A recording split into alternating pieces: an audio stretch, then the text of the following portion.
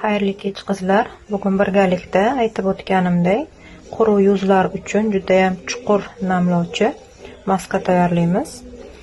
Buning uchun bizga kerak bo'ladi tuxumni sarig'i, bittasini olamiz. Bunga men 1 choy qoshiq drojani iliq suvga solib achitib qo'ygandim. Solamiz. Bir qo'llab tayyorlaganman.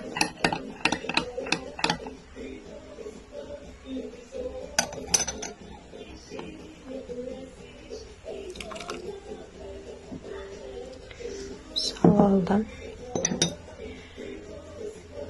Keyin bizga kerak bo'ladi 2 choy qoshiqda limon suvi,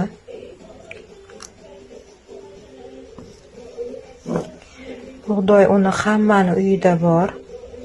2 ta katta qoshiqda bug'doy uni solamiz.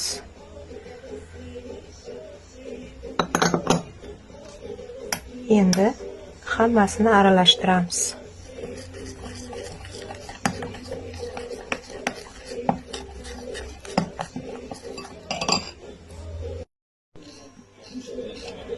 Mana hammasini aralashtirib oldik.